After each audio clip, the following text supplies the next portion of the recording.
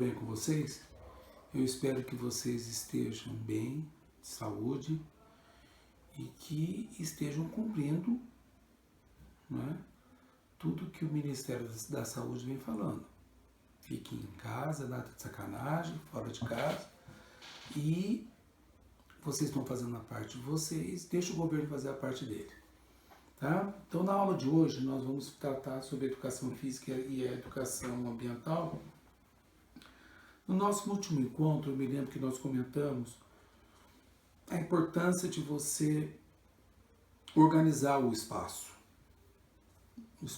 geográfico, aquele espaço em que o homem transforma.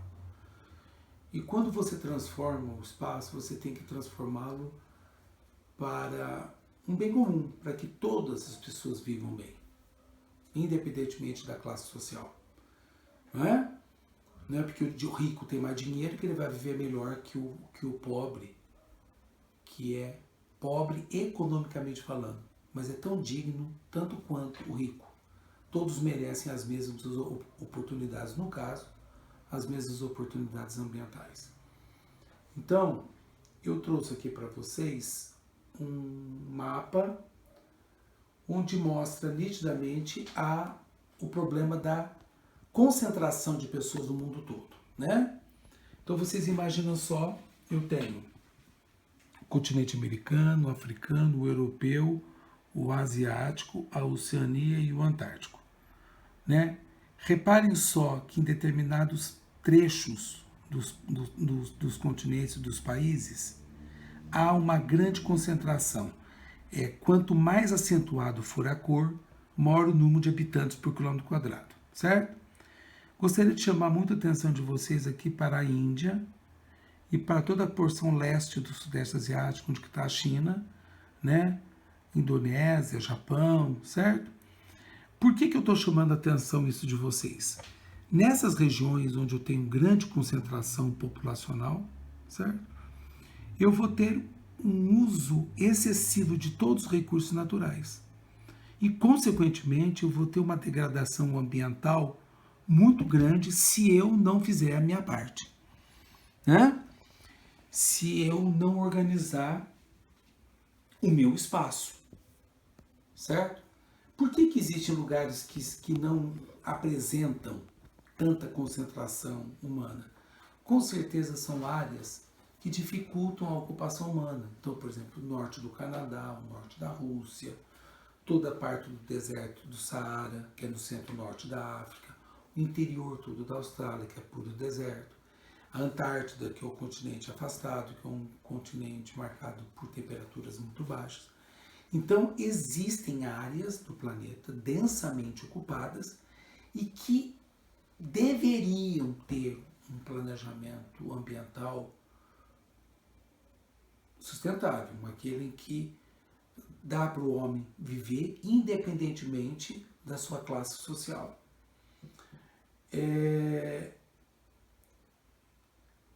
Nós vamos falar, né, hoje da necessidade da inserção da educação ambiental na formação do professor de educação física. Vocês serão futuros docentes, né, futuros profissionais da educação física. E no processo formal de educação, as diretrizes nacionais indicam a necessidade de implantação da educação ambiental, né? A educação ambiental passa por todas as áreas do conhecimento humano. Não é específico da educação física, da geografia, da história. Ela passa por todos esses canais. É possível perceber que existe crescente atuação profissional da educação física de modo direto e indireto em atividades que proporcionam estreita relação entre a natureza e o ser humano. Então vejam só, no primeiro slide dessa aula nós mostramos a grande concentração populacional. Então você imagina só, a maior cidade da América Latina, que é São Paulo, as pessoas têm um dia a dia muito difícil, tudo muito confuso, com muita poluição, enfim, congestionamento, um trânsito caótico, pessoas entrando e saindo de metrôs, enfim, aquele que tudo nós já conhecemos. Você imagina se quando a pessoa tiver que praticar um esporte, se ele não encontrar um local onde ele possa respirar um ar puro, onde que ele possa praticar esporte em benefício próprio. Não dá, por exemplo, para você fazer uma corrida ou você fazer uma caminhada na Marginal Pinheiros no ápice do congestionamento. Então, aquela atividade física, ao invés de ser benéfica, ela é maléfica, né? Então, quanto maior o centro urbano, quanto mais congestionado ele é, do ponto de vista urbano, maior necessidade as pessoas têm de caminhar, de passear, de estar em contato com a natureza. Mas isso, para você obter tudo isso, é necessário você ter um bom planejamento urbano. O estudo de Inácio, de 2006, chama atenção para o número significativo de profissionais e público em geral envolvendo atividades radicais, esporte de aventura, caminhadas, etc. Né? O homem está descobrindo a importância de uma atividade física. Né? Eu ainda não aprendi. Né? Eu nunca gostei, nunca tive afinidade, mas eu reconheço que se eu praticasse esporte, né, eu teria uma vida mais, assim, menos turbulenta, com menos, não seria preocupação, mas eu teria uma vida assim mais descansada, né? Mas eu não consigo me organizar para isso, né? Mas eu reconheço e eu saúdo as pessoas que conseguem se organizar utilizando diariamente, semanalmente, uma atividade física. Essas pessoas é que estão corretas. Nota-se, portanto, um crescente interesse em atividades físicas na natureza e é importante entendermos seus impactos, suas necessidades e possibilidades tanto para os profissionais de educação física quanto para os praticantes, né? Nós já comentamos essa informação.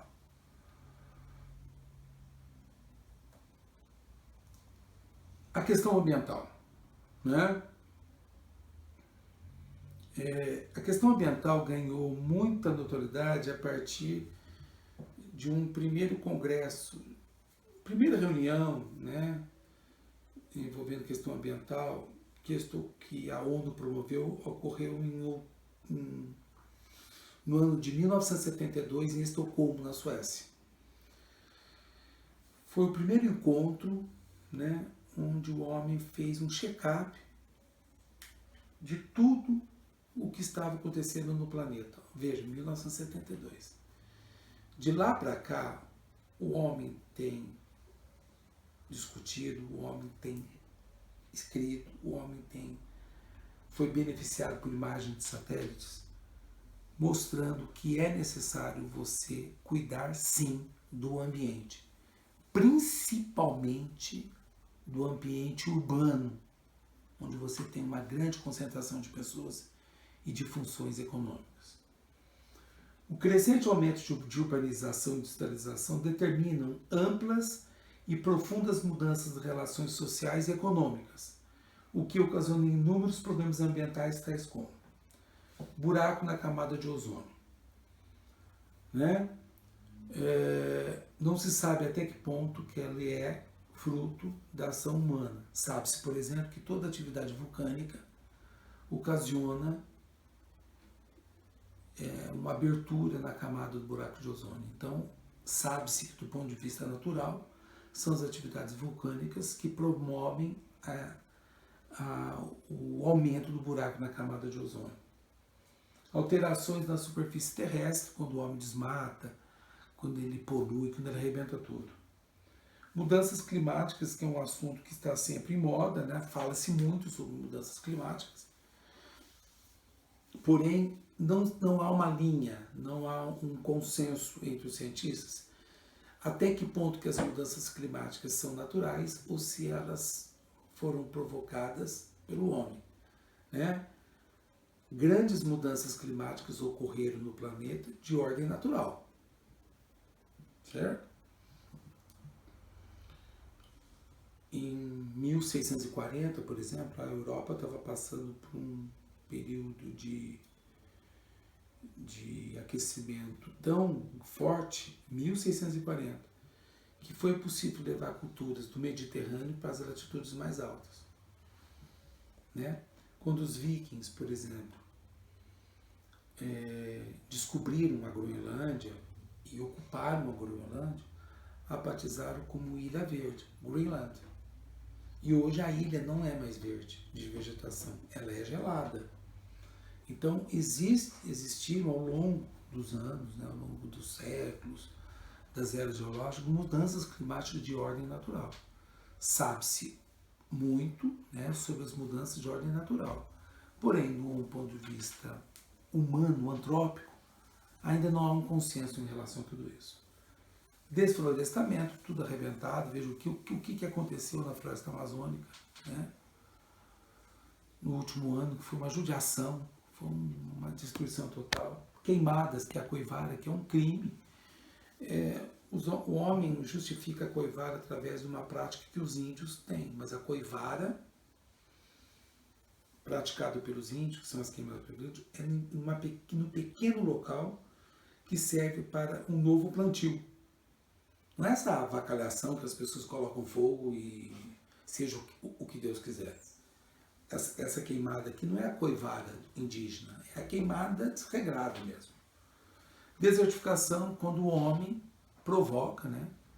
Você tem um clima que não é muito favorável e as práticas agrícolas que você utiliza naquele local acentuam a perda de fertilidade. A destruição dos habitats, né, naturais, que, voltando ao que aconteceu com a floresta equatorial amazônica, que é a maior floresta equatorial do mundo, e que foi completamente comprometida no último incêndio. A perda da biodiversidade, né, que é uma judiação. Você imagina só quantos seres vivos, né, que nem chegaram a ser catalogados, que não existe mais sobre a superfície da Terra. Né? Poluição de todos os tipos. Você tem a poluição atmosférica, a poluição sonora, a poluição visual. Você tem diversas poluições, mas o ano de 2016 morreram só no Brasil 15 mil pessoas vítimas de poluição atmosférica. Para vocês verem a que ponto nós chegamos. A escassez de água potável, porque afinal de contas o homem, como ele não teve educação ambiental, né, e se teve, ele não soube praticá-la, a coisa mais fácil é você poluir o rio, porque afinal de contas ele está ali, ele está a serviço do homem, né? Você imagina só, na escassez hídrica de 2014, 2015, São Paulo foi obrigado a procurar água no lodo, porque não tinha mais água. E os dois rios, Tietê e o Rio Pinheiros, não puderam ser usados porque eles são totalmente poluídos. Então, vocês imaginam um absurdo desse? Você tem o recurso na porta da sua casa, você não pode usar, porque ele foi e continua a ser amplamente poluído. Como é que você vai praticar esporte num lugar desse? Né? Fazer canoagem, por exemplo. Você sabe que há pouco tempo atrás eu estava me lembrando de uma situação. Meu pai nos levava pelo menos uma vez por mês para São Paulo para fazer compra. Ele trabalhava com peças de caminhão e mensalmente ele levava um filho para fazer compra com ele em São Paulo. E esses dias eu estava lembrando de um episódio. Eu estava falando com meu irmão mais velho e eu me lembro das pessoas fazendo remo. Eu não conhecia São Paulo, eu estava no sexta série, que hoje é o 7º ano. E hoje eu sei que eram estudantes da Universidade de São Paulo, estudantes de educação física, que praticavam canoagem no Rio Pinheiros. Vê se um estudante hoje de educação física da USP faz aula prática de canoagem no Rio Pinheiros ou no Rio Tietê. Não tem como. É um absurdo isso. e erosão do solo, né?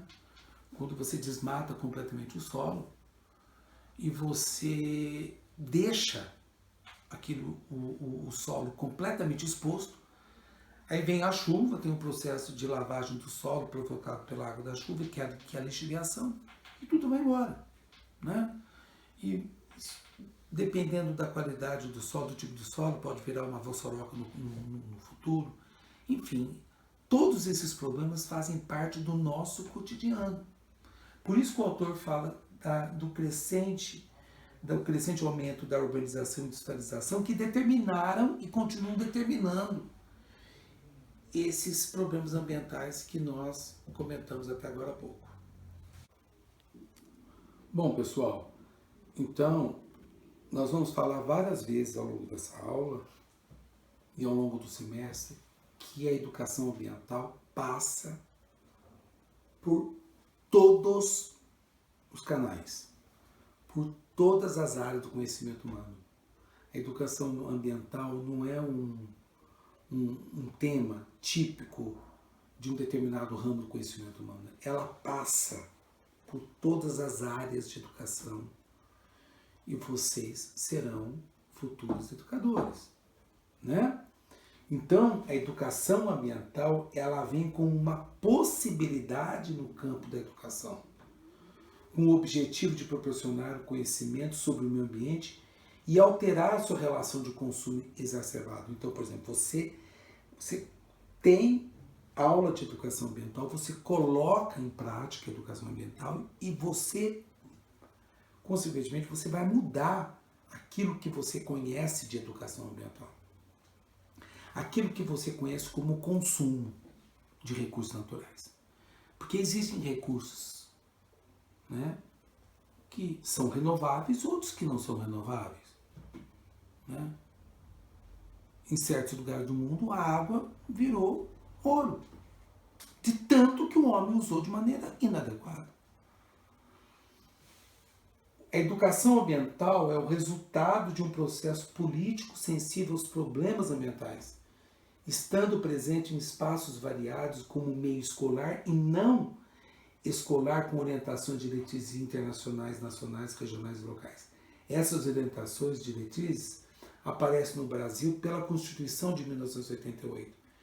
Então, se a Constituição de 1988 contempla, valoriza, menciona a educação ambiental, por que não trazê-la para a esfera local, local, no caso, por exemplo, onde nós estamos, São Gabriel do Rio Pardo, Nordeste Paulista, onde que a localização geográfica, Estado de São Paulo, região Sudeste do Brasil. Vocês já imaginaram se os comitês das bacias hidrográficas já existentes, eles conseguissem realmente atuar? Quantos rios seriam beneficiados? O Rio Pardo, o Mogi Guaçu, o Mirim, qualquer subbacia desse país. Mas para fazer isso tem que ter política visando isso. Não é só o professor falando. Você tem que ter alguém lá no fundo, lá te dando suporte jurídico para você atuar. As diretrizes da educação ambiental vêm buscando organizar o processo pedagógico para formar pessoas com atitudes conscientes em relação ao meio ambiente, através da aquisição de conhecimento, valores, habilidades, experiência, determinação, visando atitudes e realizações de problemas ambientais. Quando eu falo em formar pessoas com atitudes conscientes, porque para você atuar, você tem que conhecer. Para você formar um bom aluno, para você formar um bom professor, você tem que conhecer. Se você não conhece, você está fazendo de conta que está ensinando e o aluno está fazendo de conta que está aprendendo. Termina o semestre, ele permaneceu do mesmo jeito. O que são atitudes conscientes? Se você realmente tiver consciência que você tem que fazer reciclagem do lixo, se você aprender de fato isso, naturalmente você vai passando esse modelo para a sua família, para o seu bairro, para o seu município e assim sucessivamente. O processo pedagógico da educação ambiental se organiza a partir de princípios sistematizados pelo Tratado para as Sociedades Sustentáveis e Responsabilidade Global e pressupõe, vamos lá, ter como base o pensamento crítico e inovador, promovendo a transformação e a construção da sociedade. Para você fazer uma crítica, você tem que conhecer o assunto. Se você não conhece, você obedece. Por que os nossos rios são tão poluídos? Me dá muita tristeza, por exemplo, quando eu vejo pessoas praticando esporte no córrego São José, aqui em São José do Rio Pardo, com aquele mau cheiro insuportável, sobretudo durante o final de semana, as pessoas fazendo caminhada, praticando esporte ao lado daquela aberração ambiental. E o detalhe, a sensação que eu tenho é que você tem que conviver. Então a gente tem que conviver com o errado ou a gente tem que conviver com o certo? Por que a gente não cobra de quem está administrando uma atitude mais coerente, mais correta? Nós não cobramos porque nós desconhecemos os nossos direitos. Ser individual e coletiva. A educação ambiental tem que ser individual, tem que partir de mim para o coletivo. Com o propósito de formar cidadãos com consciência local e planetária, respeitando a autodeterminação dos povos e a soberania das nações. Estimular a solidariedade, né? A igualdade e o respeito aos direitos humanos. O que no caso que seria a solidariedade? Se eu conheço pessoas que não têm o mesmo grau de conhecimento que eu possuo, por exemplo, eu vou lá educadamente, converso com essa pessoa, mostro as vantagens da educação ambiental. Né? Não que você seja o dono da verdade, você está fazendo isso para mostrar para o seu colega que você também aprendeu e que não tem problema você não saber das coisas. O problema é quando você não sabe e pratica. Né? De você falar uma coisa e fazer outra. Né?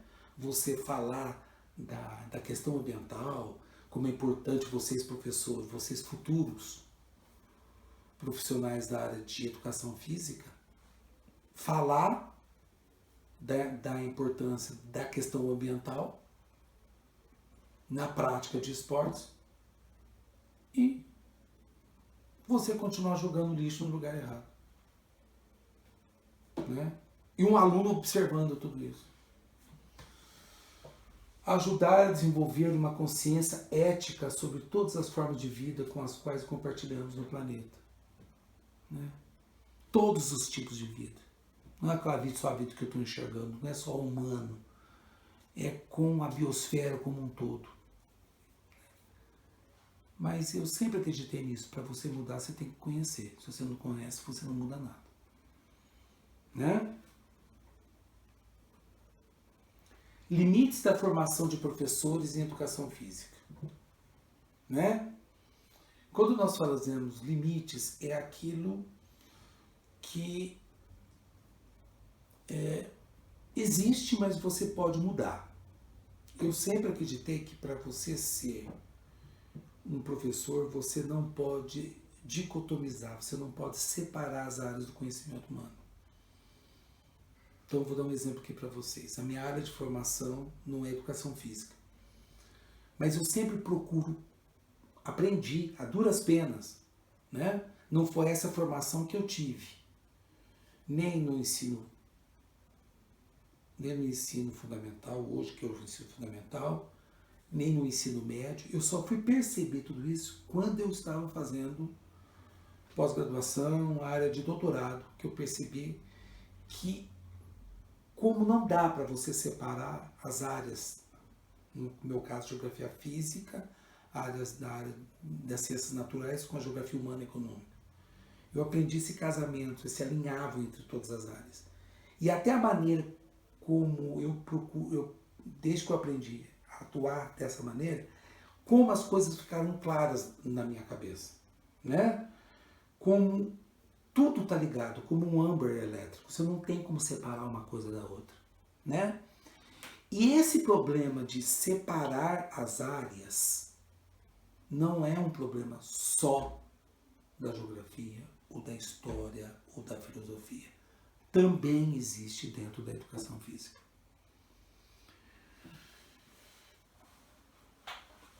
Por quê? Porque a questão ambiental deveria estar presente em todas as disciplinas dos cursos, seja de bacharelado, seja de licenciatura, tudo. Por quê? Porque essa área do conhecimento ela não é exclusiva da ecologia, ou da biologia, ou da engenharia ambiental. Ela passa por todos. Porque eu tenho uma área de atuação diferente da de vocês. Mas todos nós participamos do mesmo planeta. Todos nós dependemos do mesmo planeta. Ninguém busca recursos naturais em outro sistema solar ou em outra galáxia. Todos nós dependemos do mesmo planeta. Então, se eu tiver uma atitude na minha área coerente e vocês na área de vocês diferente da minha coerente também, todos nós vamos ganhar. Sabe? O médico, quando ele trata um paciente com bronquite, aquela bronquite ela pode ser por ausência de chuva. Que não é ele não estuda meteorologia ou climatologia geográfica na faculdade. Mas ele tem que perceber que aquela enfermidade, que aquela doença que aquele paciente está passando naquele exato momento, não é de origem qualquer, é de origem climatológica. Então, eu não tenho como deixar de lado todos esses elementos. E vocês sabem disso. Né? Todos nós temos parentes, primos, irmãos, filhos, sei lá, que têm problemas respiratórios. Né? Eu sou leigo nesse assunto, mas eu estou preocupado com o coronavírus, porque agora é o período de temperaturas mais baixas. A tendência é ter temperaturas mais baixas. Mas eu não sei se as temperaturas baixas, aliadas à falta de chuva, ou mínimo de umidade relativa do ar, se isso não vai acentuar o problema do coronavírus. Porque uma coisa é frio, úmido. Uma coisa é frio, seco, aumentando os problemas respiratórios. Né? 2 autores aqui da educação física, porque isso aqui eu vou disponibilizar depois para vocês, tá? Certo? Vocês vão ver tudo isso com mais tempo. A fragmentação do conhecimento na formação de professores em educação física reflete também a dicotomia entre o mente e o corpo.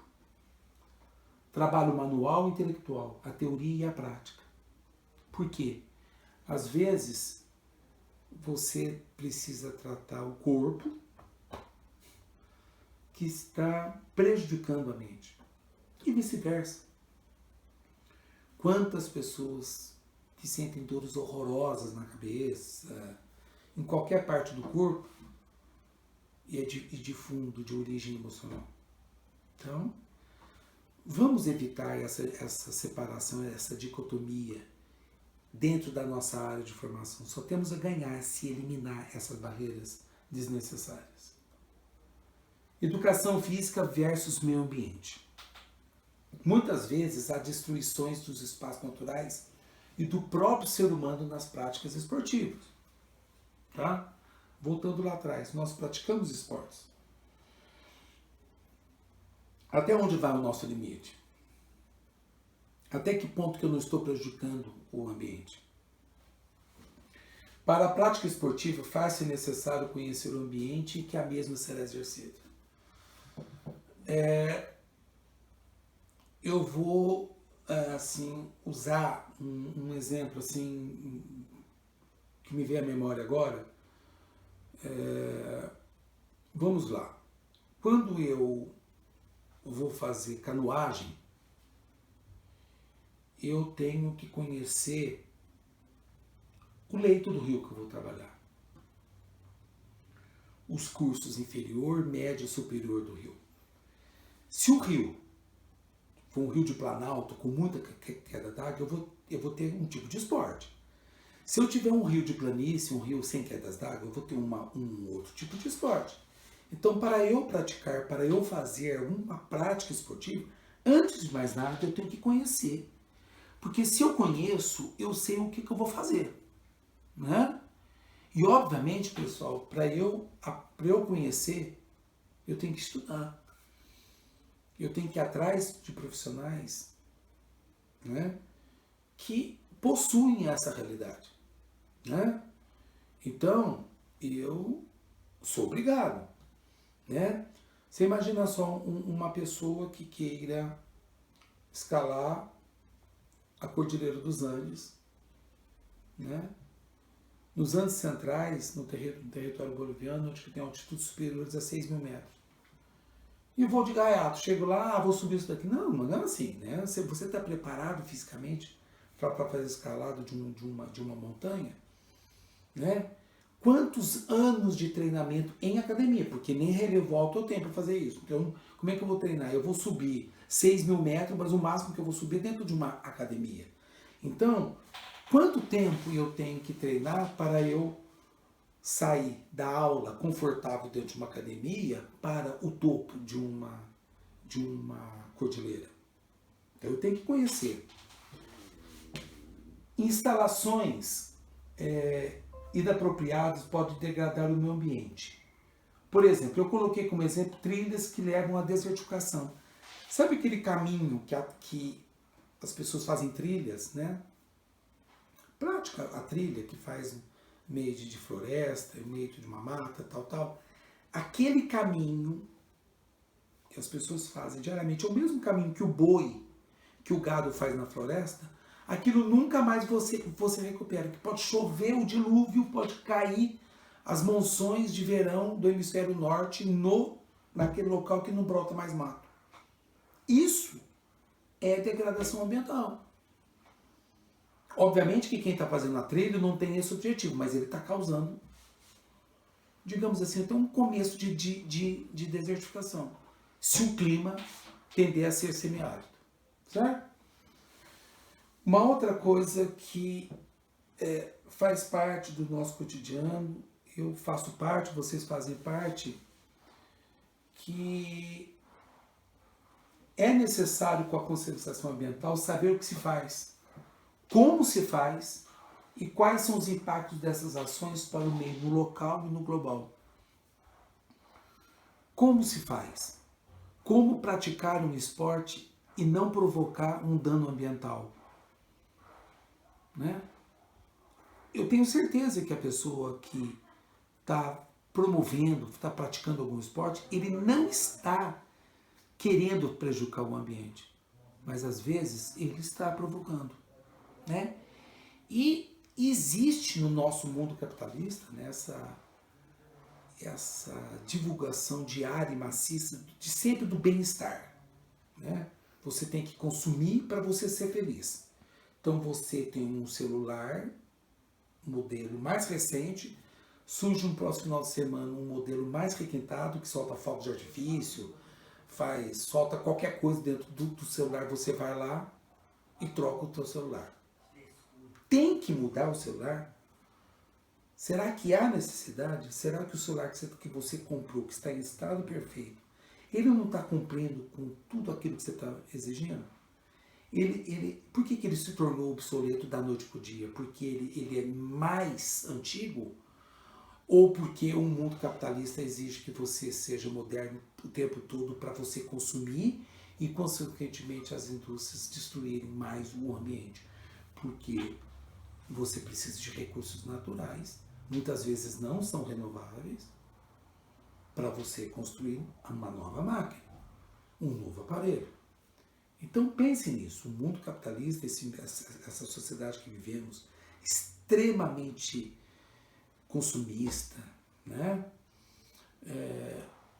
Desrespeitosa, não respeita o homem, muito menos ele respeita o meio ambiente. Quantos encontros existem no mundo todo, promovidos por diversos órgãos, e as grandes potências capitalistas, grandes potências econômicas, não assinam nenhum tratado. E quando assinam, não conseguem cumprir. né? Cultura. Por que a cultura passa pela questão ambiental? Porque a cultura é algo que é uma manifestação sem padrão, né? A minha cultura é diferente de um anglo-saxão, que por sua vez é diferente de um nativo que vive no Sudeste Asiático, né? Então, cultura como um processo histórico, criativo e livre, que se expressa na relação do cotidiano do ser humano e a natureza, né? Então, vou dar um exemplo aqui para vocês bem simples. No Nordeste, ainda hoje, no sertão, é muito comum as pessoas cozinharem usando lenha, né? Quando você vai ao Nordeste, você vê muitos fogões a lenha. Pode ser cultural, mas eles utilizam a lenha por falta de dinheiro para comprar botijão de gás. Lá, porque não tem dinheiro. E por que as nossas padarias, as nossas panificadoras continuam utilizando lenha? Isso é cultural? Ou porque isso quer ser mais barato? É de se pensar. Cada caso é um caso. A educação ambiental deve atuar pedagogicamente para alterar a cultura. O que significa, primeiramente, reconhecer as atuais relações dos seres humanos entre si e com a natureza. Identificá-las como predatórias para posteriormente buscar relações menos degradantes entre o ser humano e a natureza. Se você fizer um trabalho com uma determinada comunidade que está usando erroneamente os recursos naturais, tá? Você mostra para eles que a cultura precisa ser preservada, sim. Você pode manter, mas você pode diminuir o impacto ambiental. Lá do Nordeste mesmo. Tente melhorar o padrão de vida do sertanista para ver se ele vai continuar usando madeira, o galho de caatinga, para usar como fonte de energia. Lógico que não. O mundo capitalista não prega o conforto. Então a pessoa utiliza por falta de dinheiro ou por falta de conhecimento. Pessoal, eu gostaria muito de comentar com vocês os Objetivos de Desenvolvimento Sustentável que foram criados a partir do ano de 2000. São metas do novo milênio, né? Então, sempre colocaram alguns, dão prazo para acontecer isso, mas os primeiros 8 objetivos deram como prazo até 2015. Muita coisa avançou e eu gostaria muito de chamar a atenção de vocês que para você dar um desenvolvimento sustentável com direito, com todas as pessoas, né, tendo direito, independentemente da sua classe social, porque todo ser humano merece ser respeitado, independentemente da sua posição social, independentemente do seu grupo étnico. Eu sei, né? Todos nós sabemos que o negro ganha menos do que o branco. Não está escrito isso em nenhum lugar. Historicamente falando, foi assim. Então não é porque sempre ganhou menos que eu vou continuar com essa ideia. Então, se eu tenho objetivo de desenvolvimento sustentável, esses objetivos são metas para o novo milênio, vamos procurar, dentro da escala local, dentro da nossa escola, dentro da nossa academia, praticar tudo isso. Então eu vou mencionar os 17 objetivos e nós vamos comentar rapidamente. Então, digamos assim, erradicação da pobreza. Veja só, a gente não pode confundir conforto com luxo. O conforto é você ter o mínimo necessário para você viver. Ninguém precisa de um lustre de cristal na sala para sobreviver, mas você precisa de um ponto de luz para você exercer a sua profissão. Pessoal, um outro objetivo seria a fome. A fome aguda mata, a crônica não. Mas como que uma criança que tem fome, que não se alimentou corretamente, como que ela vai pensar em atividade física e muito menos como que ela vai conservar o ambiente? A última coisa que ela pensa é nisso, que ela quer sobreviver. Então eu preciso eliminar tudo isso. Um outro objetivo seria relacionado à boa saúde e bem-estar. Para eu ter saúde, eu tenho que ter uma boa alimentação. Para eu praticar um esporte e para eu me sentir bem, saudável, eu tenho que estar num lugar limpo. E limpo, não é limpo. Limpo no sentido de espaço organizado. Tá? O que as nossas grandes cidades, as megacidades, estão muito longe de cumprir. Poucas pessoas têm esse bom padrão de vida. Educação de qualidade, porque se você tem educação de qualidade, você transforma. E para você transformar, você tem que conhecer. E sem conhecimento você não muda nada. Igualdade de gênero, não existe diferença entre homens e mulheres. Todos merecem o mesmo respeito. Água limpa, meu Deus. Como é importante isso, né? É o recurso mineral mais importante do planeta. Não existe recurso mineral mais importante do que a água. Ninguém vive sem água. E água com qualidade. Nós temos no mundo mais de 2 bilhões de pessoas que não têm acesso à água potável diariamente. Energia, desde que seja energia renovável, emprego digno e crescimento econômico. O que é um emprego digno? Um salário suficiente para você sobreviver. Né? Não para você consumir de maneira desregrada, não. Para você pagar suas contas, para você ter dignidade. Indústria e inovação de infraestrutura, redução das desigualdades entre ricos e pobres, como seria bom, né? Cidades com crescimento sustentável, aquilo que nós vimos falando a aula inteira, com muita organização, sempre levando em consideração as características naturais daquele local, naquela latitude, né? Construção e produção, consumo e produção responsáveis, produzir aquilo que é necessário, evitar o desperdício, combater as alterações climáticas, não as naturais, porque o homem não tem controle, mas pelo menos combater as alterações climáticas que o homem promoveu, por exemplo, as ilhas de calor na cidade de São Paulo, certo? A vida marinha, né?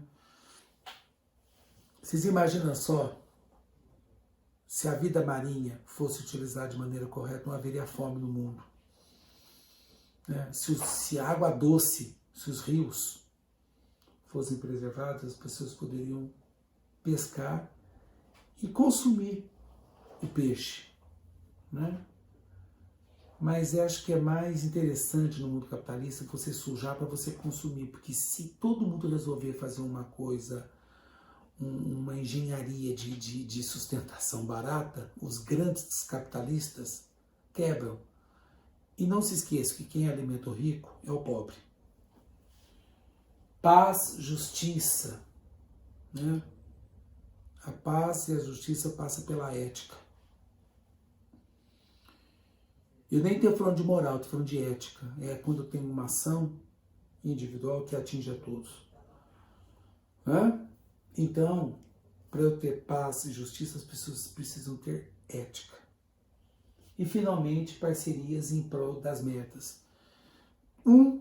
Uma meta ligada ao outro, todo mundo sabendo que não é nem melhor nem pior do que o outro, todo mundo sabendo que tem as suas limitações, mas se todo mundo fizer a sua parte, o mundo ficará bem melhor, principalmente nas questões ambientais. Então não se esqueçam, para a prática esportiva, o esporte é algo extremamente saudável, Mas para você praticar o esporte, você tem que ter um ambiente organizado. Você tem que ter um ambiente que favoreça a prática esportiva. Só para dar um exemplo que eu falei, como que eu vou praticar, fazer uma corrida, fazer uma caminhada em São Paulo, às 18 horas na marginal do Rio Tietê, em São Paulo? Aquela atividade física que era para ser saudável, para ser benéfica, torna-se maléfica. Na próxima aula a gente se encontra. Um abraço a todos.